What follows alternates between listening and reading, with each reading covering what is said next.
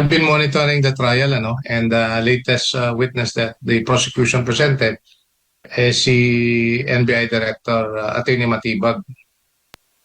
Mukhang 2 araw ata nasalang siya dyan, Opo. But having said that, may mga butas doon sa mga testimonya niya na hindi natin malaman kung bakit pinayagan pa rin, Like for example, I think there was one portion there is testimony na pinagdedebatehan ng bawat kampo, including the impeachment court, regarding the testimony of alleged testimony of Arturo Las Cañas.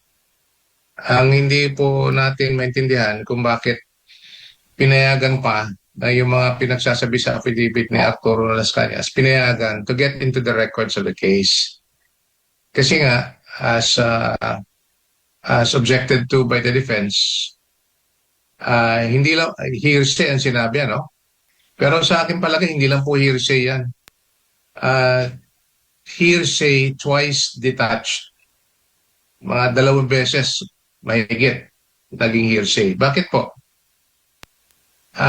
Yung unang-una, hindi po ang kinote doon yung sinabi ni allegedly ang sinabi ni Arturo Las Cañas. Wala naman siya din si NBI Director Matibag doon sa panahon na sinabi ni Arturo Las Cañas. So yung palang hearsay na.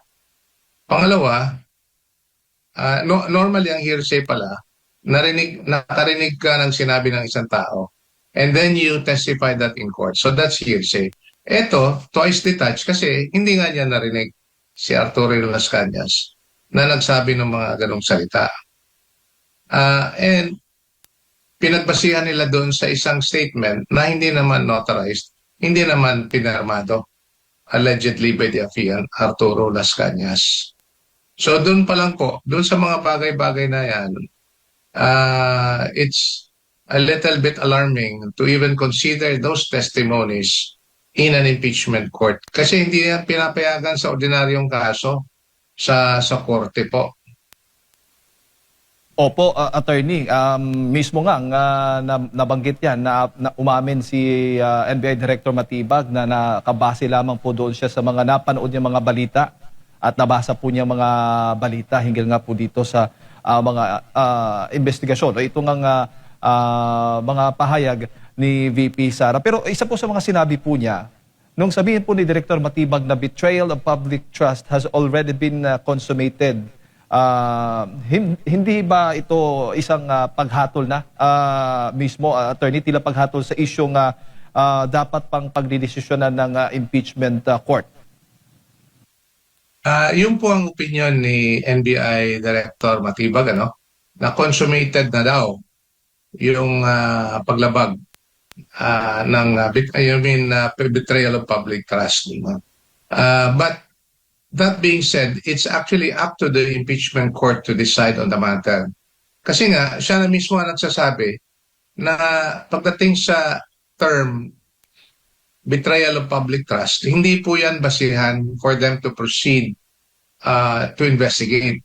If you would recall, on the cross-examination of the defense on Matibag, hindi naman sila nagsusupina ng tao na nilalagay nila yung alleged offense kung bakit sinasabi nila yung tao na on the basis of quote-unquote betrayal of public trust. Kasi nga yan, hindi offense.